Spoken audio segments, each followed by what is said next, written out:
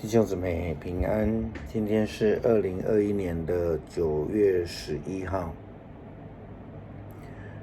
今天的经文是诗篇19篇，箴言第21章第1到17节，马太福音第21章23到32节。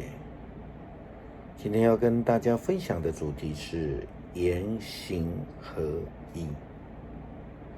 马太福音21章的经文其实是蛮特别的，因为一般在福音书里面呢，大多数提到长子的问题，所谓的心口不合一的人都是讲长子，因为在福音书里面呢，长子基本上是比喻为选民或是说犹太人。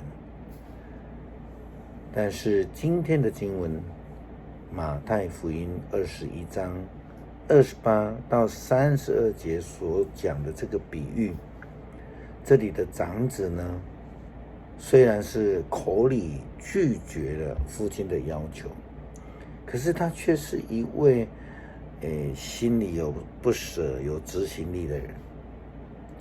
那在故事当中的小儿子，他却是满口违诺，却没有执行，他不愿意去执行，他可能懒惰。基本上其实两个人都有某个程度的问题，因为呢都是心口不合一，无论是拒绝了后来去做了，或是后面的这个承诺了却不去行，这两个基本上都是言行不一的人。但是的确长子后来因为他就去执行了，去做了，他仍然是以那一位被称赞的对象。但如果他能够一开始就有好的回应，并且有好的行为的话，我相信那会更好。这就如同雅各书所强调的，他的雅各书的信仰重点，或是说他的中心思想，我们看到根据保罗这个得救的角度，他说心相信，口里承认，这样的人就可以得救。那雅各的中心思想是认为心相信口承认只不过是在言的部分而已，还没有达到这个行的部分。雅各非常强调人必须要以实际的行动来证明说的以及心里那种相信是真的。那在这里耶稣基督他用大儿子来比喻那个税吏以及娼妓，他们虽然开始都拒绝救恩，因为他们犯罪嘛，可是一旦他们接受了，就是像施洗约翰的传福音，他们就马上会有行动。而代表着犹太人祭司这样传统的这个小儿子，却是满口承诺。我们可以想象，就是说犹太人他们就是很会背律法啦，然后头是道啊，可是他们却没有执行的能力，他们活不出美好的见证。耶稣基督这样说他们：我郑重的告诉你们，税棍和娼妓要比你们先成为上帝国的子民。因为施洗者约翰来了，他指示你们应当走的正路，你们不信他。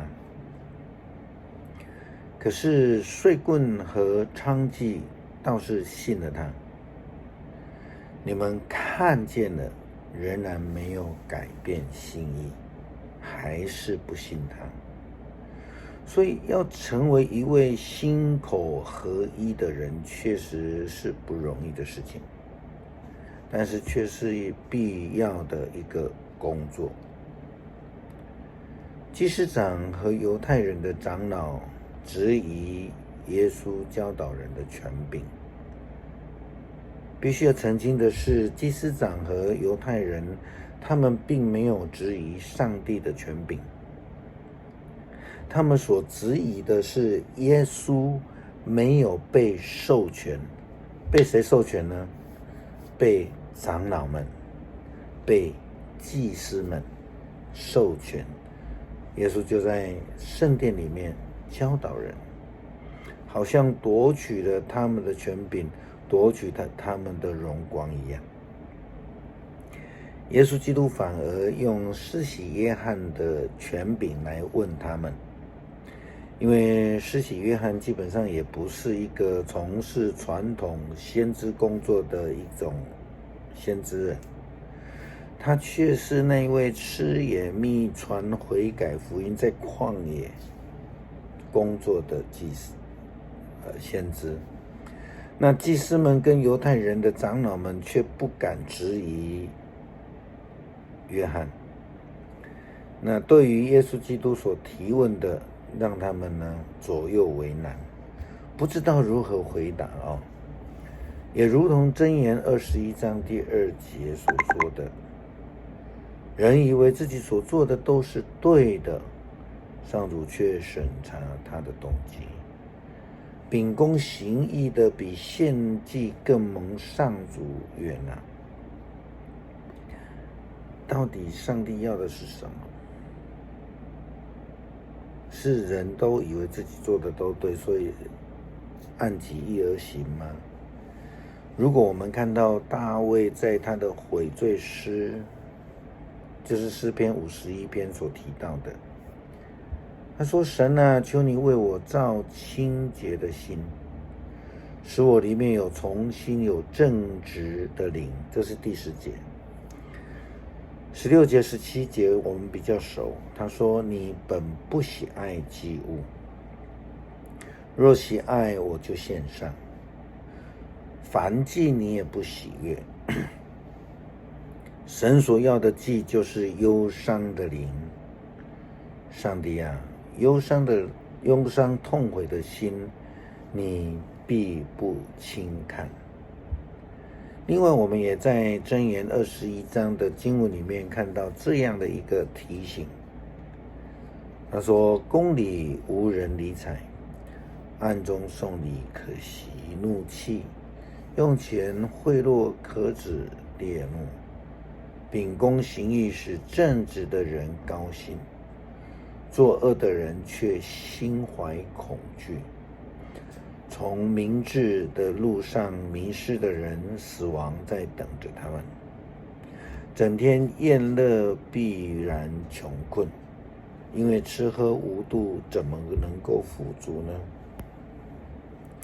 上帝所要的是一个忧伤痛悔的心，是一个心口合一的悔改与生命。上帝不喜爱满口仁义却没有爱心的人。如果能够成为一位心口合一的人，这正是上帝所喜悦的，也更是基督徒所应当学习并且努力达成的一个生命的目标。